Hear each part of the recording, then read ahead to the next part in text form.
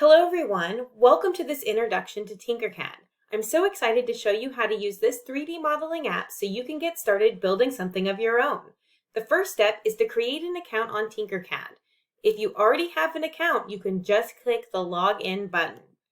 Once logged on, you will see your home page. It often displays some of your most recent designs, and there's a button here that takes you to some tutorials that you might find helpful.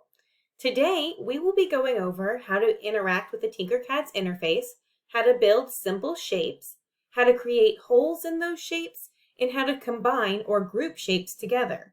We're then going to wrap up everything and learn how to create a keychain. Feel free to pause this video or rewatch certain parts while you're practicing. Let's get started creating a new 3D design. To do that, select the New button at the right of the screen. Then click 3D Design because we're actually going to be building a 3D model today. Awesome! This is your workspace. Let's start by placing a simple object on our work plane. On the right panel, there are so many objects you can choose from. You can take some time to go through these objects and play around a little bit to familiarize yourself with them. I'm going to select the cylinder. To do so, I click on the object and then I click on the work plane to place that cylinder on the work plane. You can manipulate how you view the object in the field by using the square at the top left corner of the workspace. You can click front to view it from the front.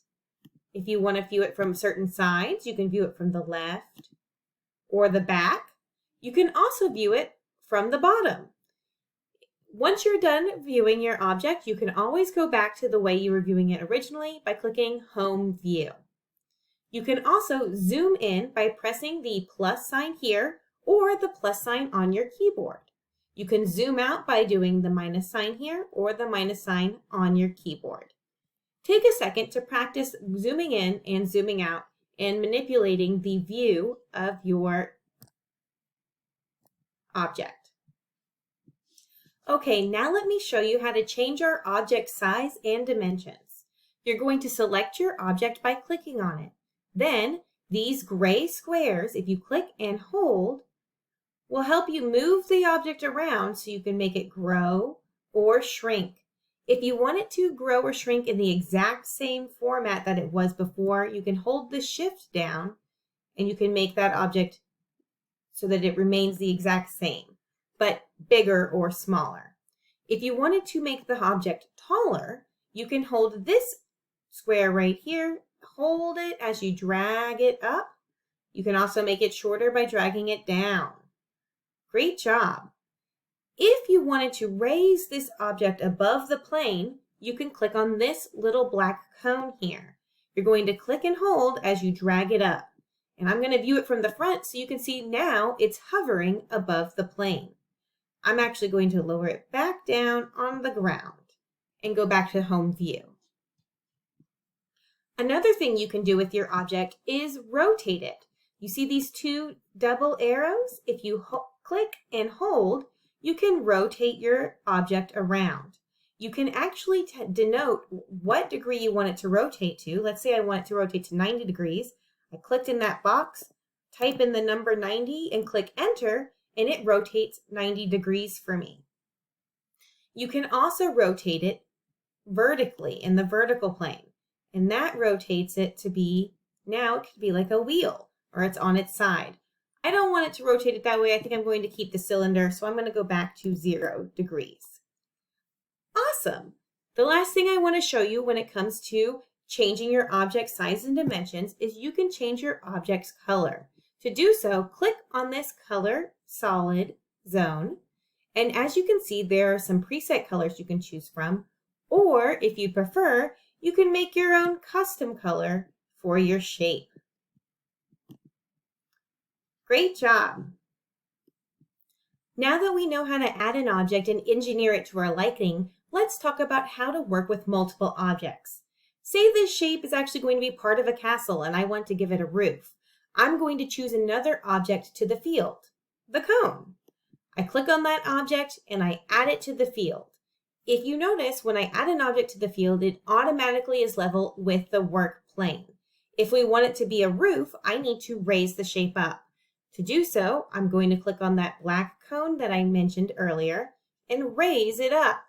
I'm also going to hover it over the cylinder. If you notice, it's not quite completely over, so I'm going to raise it up a little bit more till I think it's about flush with the cylinder. Awesome. Now, because it's a roof, I'm going to make sure that's a little bigger so it can cover the entire cylinder. I'm using the keys on my keypad to manipulate the up, down, left, and right of this shape. I want to view this shape from the front, and as you can see, my object is actually hovering above the cylinder. This isn't going to do. The laws of physics won't allow that, so let me lower it a little bit more. Great. To combine these two objects together to make them one object, you're going to click and drag this red box to highlight both objects. From there, you're going to actually click this group button. You can also press Ctrl-G on the keyboard. You'll know that they're combined when it actually changes the color so that it's one color. And when you click and hold and move it around, it moves as one object. If you wanted to keep your objects separate colors, what you can do is click on this color scheme again, and here in this box you can click multicolor. When you check it, you'll see that our cylinder is back to being that teal and our cone is back to being purple. Now let's talk about creating a hole in a object instead. What I'm going to do is I'm going to highlight the object and click this button. This means ungroup. The square and the circle are separated from each other. You can also press Ctrl-Shift-G and it will ungroup those two objects. And now when I move them around, they move separately from each other. I actually want to create a divot in this cylinder instead of it being a roof. So what I'm going to do is I'm going to take this cone and I'm going to make it a hole. To do that, I'm going to click on this button that says hole. When you do, as you can see, it becomes transparent in a sense while you're building it. This means that whenever I combine it with another shape, it's going to put that shape, this cone's shape, as a hole in the other shape. I'm going to rotate this vertically 180 degrees. In fact, let me go ahead and type that in, 180. Awesome. And then I'm going to move this shape over on top of our cylinder. I want to make sure it's actually on top of it, so I'm going to move it back a bit and center it, and then move it down. And as you can see, it's moving down into our cylinder. Then I'm going to highlight both objects and click Combine.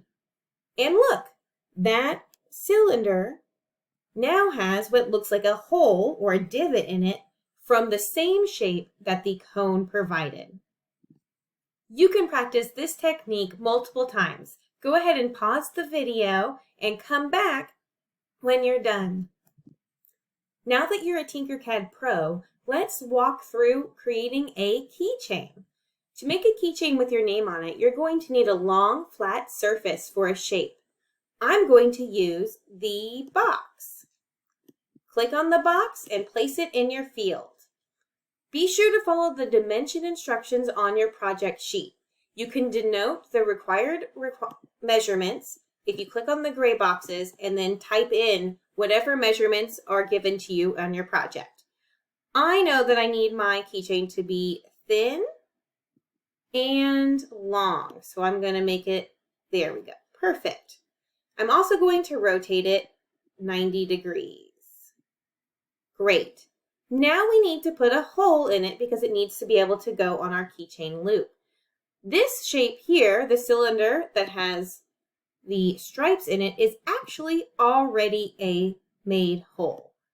I want to make it a little smaller so it fits on my keychain. And you want to make sure that it's towards the edge, but it's not making a hole at the very edge of your shape. And then you're going to highlight both objects and click Group. Ta-da! Now you have a flat surface that you can put something on and decorate. I'm going to decorate it with the name of my cat. I want it to say, I love soup. So, which is the name of my cat. So, I, space, and then soup. Because I know that there's a heart shape further down that I'm going to use to add between the I and the soup. I want to make it small. You can manipulate your letters just like you did before. With the previous shape, I want to put that in blue. And then I'm going to add a small heart shape right in the middle. If I can drag it here, perfect. I want to change the colors of this, so I click on the color. I change it to pink.